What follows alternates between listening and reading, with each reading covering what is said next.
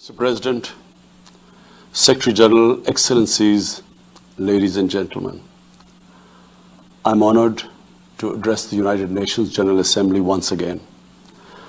I congratulate His Excellency Mr. Volkan Bozkır on his election as the President of the 75th session of the General Assembly. We also appreciate the skillful leadership of the outgoing President, His Excellency Tijani Mohammad Bande, especially during the COVID-19 crisis. We commend the leadership of the Secretary General in these extremely turbulent times. Mr. President, since my government assumed office, our consistent effort has been to fundamentally transform Pakistan. We envisage Naya Pakistan to be modeled on the principles of the state of Medina, established by a holy prophet, Muhammad sallallahu alaihi wasallam. A just and humane society where all government policies are directed at lifting our citizens out of poverty and creating a just and equitable dispensation. To achieve this goal, we need to have peace and stability. Thus, our foreign policy aims to have peace with our neighbors and settle disputes through dialogue. Mr. President, the 75th anniversary of the United Nations is an extremely important milestone, as this is the only body in the world that can help us achieve our goals of peace and stability in our neighborhood. This is also time for us to reflect whether, as the United Nations, we have been able to realize the promise we collectively made to our peoples. Today, the foundations of the world order, non-use of or threat of unilateral force, self-determination of peoples, the sovereign equality and territorial integrity of states, non-interference in their internal affairs, international cooperation, all these ideals are being systematically eroded. International agreements are being flouted and set aside. Renewed great power rivalries are leading to a new arms race. Conflicts are proliferating and intensifying. Military occupation, illegal annexations are suppressing the rights of human beings to self-determination. According to the respected professor Noam Chomsky, mankind is at even a greater risk than it was before the First and Second World Wars in the last century. And this is because of the threat, increased threat of nuclear war, climate change, and sadly the rise of authoritarian regimes. We must come together to prevent such a catastrophe. We believe that the driving force in international relations must be cooperation in accordance with the principles of international law and not confrontation and force. We all must emphatically reaffirm our support for multilateralism. Mr. President, the COVID-19 pandemic has illustrated the oneness of humanity. In our interconnected world, no one is safe unless everyone is safe. Locking down to control the pandemic has triggered the worst recession since the Great Recession in the last century. This has hit the poorest countries the hardest, as well as the poor in all the countries. In Pakistan, we realized very early on that if we imposed a strict lockdown, the type that several affluent countries had imposed, we would have more people dying of hunger than the virus. Therefore, we adopted a policy of smart lockdown. While concentrating on the hotspots, the virus hotspots, we opened up our agriculture sector immediately and then followed it up by the construction sector, which employed most of the people. At the same time, and this is despite financial constraints, my government deployed $8 billion unprecedented amount for our health services. Plus, support the poorest and most vulnerable households with direct cash payments through SARS program. And then subsidies to the small businesses. Even though our smart lockdown was heavily criticized in the beginning, but thanks to the Almighty Allah's grace, we have not only managed to control the virus, stabilize our economy, but most importantly, we have been able to protect the poorest segment of the society from the worst fallout of the lockdown. Today, Pakistan's response is cited among the success stories in controlling and responding to the pandemic. However, we are still not out of the woods, like no country is out of the woods today. But Mr. President, it was obvious from the outset that developing countries would need fiscal space to respond to and recover from the COVID crisis. Debt relief is one of the best ways to create that fiscal space for developing countries. Therefore, in early April, I called for a global initiative on debt relief. We appreciate the G20's official debt suspension initiative and the emergency and rapid financing offered by the IMF, World Bank, Asian Development Bank, and UN agencies. This, however, is not going to be enough. The IMF has estimated that developing countries will need over $2.5 trillion to respond and recover from the crisis. The official debt suspension will need to be extended and expanded. Additional debt relief measures will also be needed. Development banks should ensure adequate financial inflows. Rich countries have generated over $10 trillion to finance their own response and recovery. They should support the creation of at least $500 billion in new special drawing rights for the developing world. Mr. President, in my address to the General Assembly last year, I had highlighted the tremendous damage that illicit financial flows from developing countries to rich countries and to offshore tax havens cause. This leads to the impoverishment of the developing nations. Money that could be used towards human development is siphoned off by corrupt elites. The loss of foreign exchange causes currency depreciation. That in turn leads to inflation and poverty. The quest for getting back these stolen resources is nearly impossible, given the cumbersome procedures. Moreover, the powerful money launderers have access to the best lawyers.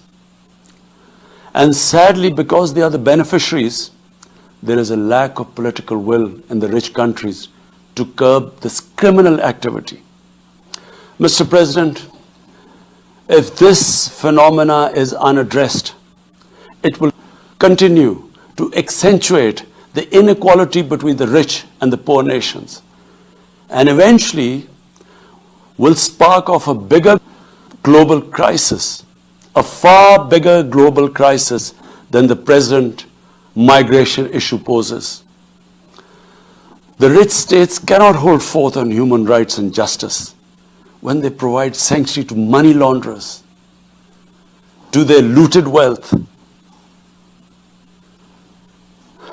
There are robust anti-money laundering and anti-terror financing regimes. I call upon this Assembly to take the lead in efforts to build a global framework to stem the illicit financial flows and ensure speedy repatriation of stolen wealth. It is important to realize that the aid that flows from rich countries to the developing world is minuscule compared to the massive outflows by our corrupt elites. Mr. President, this year, I must again reiterate the threat posed to mankind due to climate change. Unprecedented fires in Australia, Siberia, California, Brazil. Unprecedented floodings in various parts of the world. record temperatures, even in the Arctic Circle. This should make all of us worried for our future generations. Commitments made through the Paris agreements must be fulfilled. In particular, the commitment to mobilize $100 billion annually as climate finance. Pakistan's contribution to carbon emissions is minimal, but it is one of those countries most affected by climate change. Yet, we have decided to take the lead as we consider addressing climate change a universal responsibility.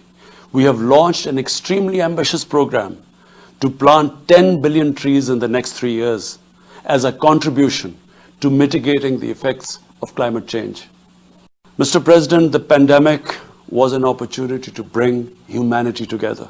Unfortunately, it has instead fanned nationalism, increased global tensions, and given rise to racial and religious hatred and violence against vulnerable minorities in several places. These trends have also accentuated Islamophobia. Muslims continue to be targeted with impunity in many countries. Our shrines are being destroyed. Our Prophet Muhammad sallallahu alaihi wasallam insulted. The Holy Quran burnt. And all this in the name of freedom of speech. Incidents in Europe, including republication of blasphemous sketches by Charlie Hebdo, are recent examples. We stress that willful provocations and incitement to hate and violence must be universally outlawed. This assembly should declare an international day, combat Islamophobia, and build a coalition to fight the scourge that splits humanity.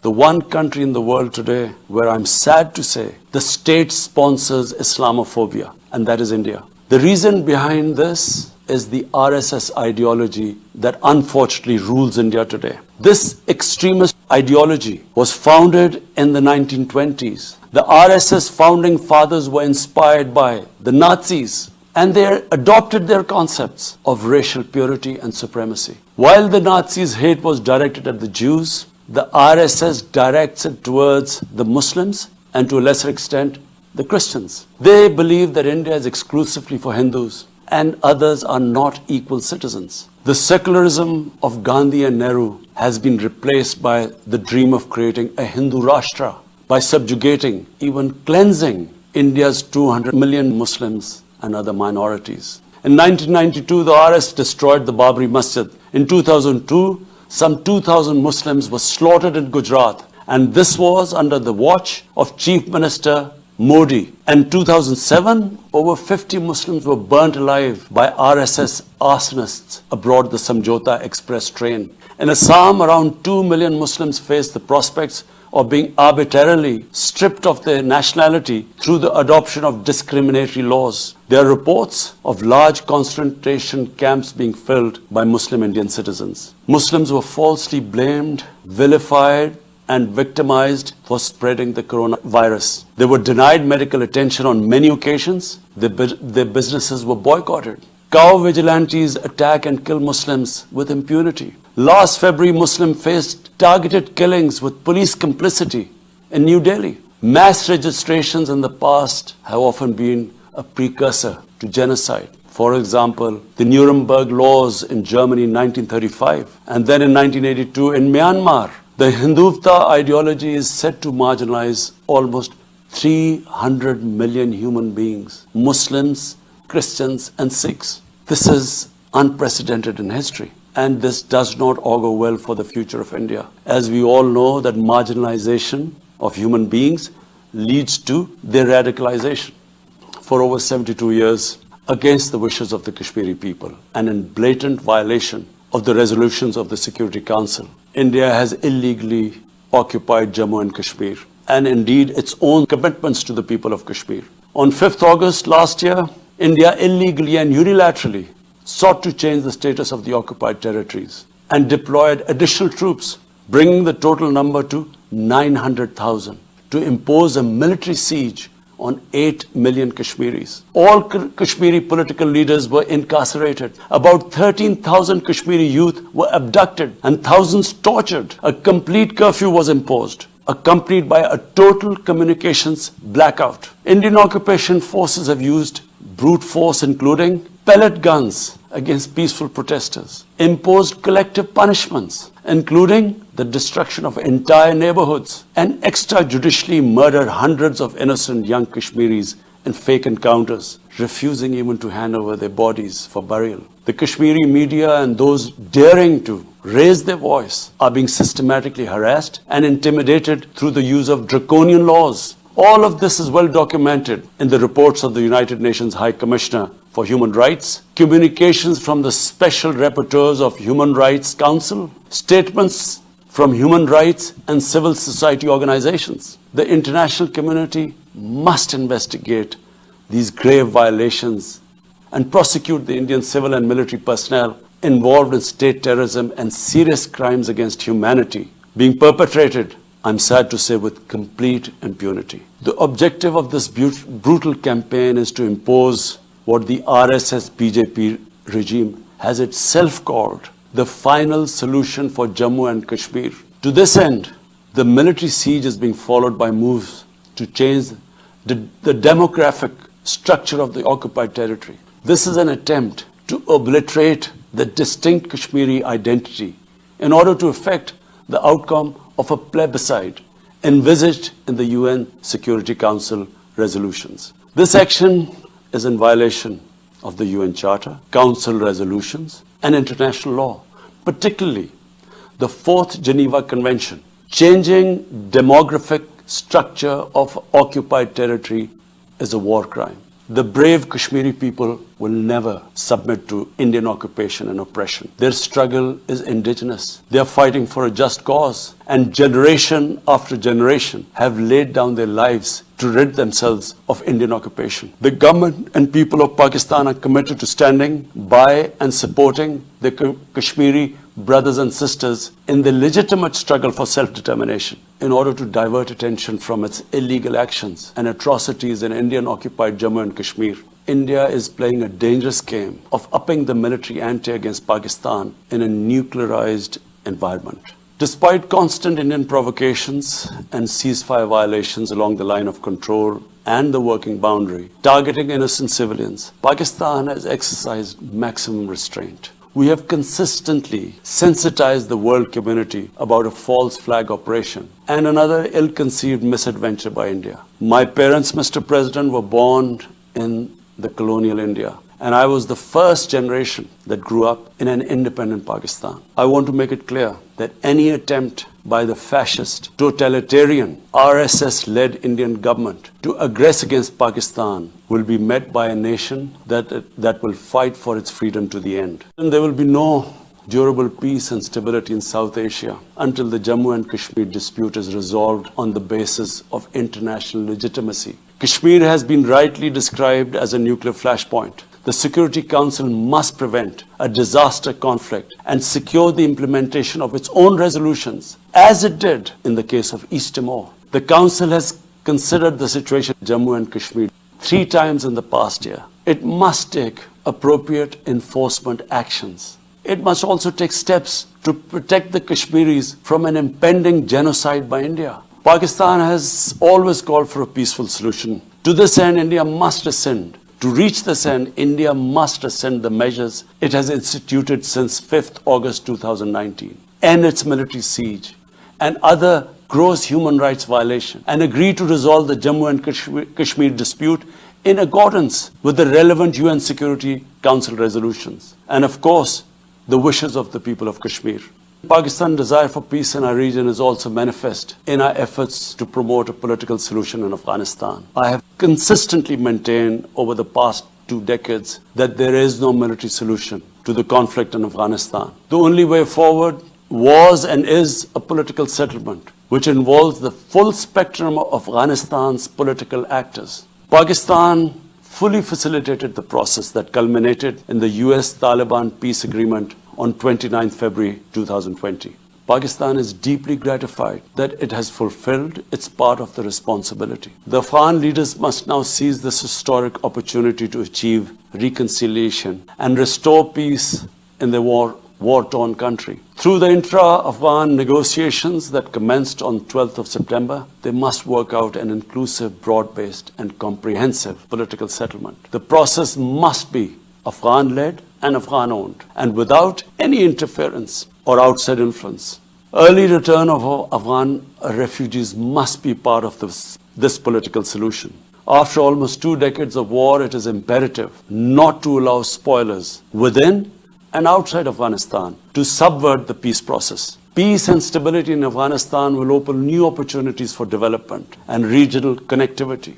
Palestine remains a festering wound. A just and lasting settlement is indispensable for the Middle East and actually the world. Illegal annexations of Palestinian territory, the building of illegal settlements, and the imposition of inhuman living conditions on the Palestinian people, especially in Gaza, cannot bring peace to a troubled region. Pakistan continues to support a two-state solution in line with the UN General Assembly and Security Council resolutions within the international agreed parameters, and they are pre-1967 borders and Al-Quds, Al-Sharif as the capital of a united, contiguous and independent Palestinian state.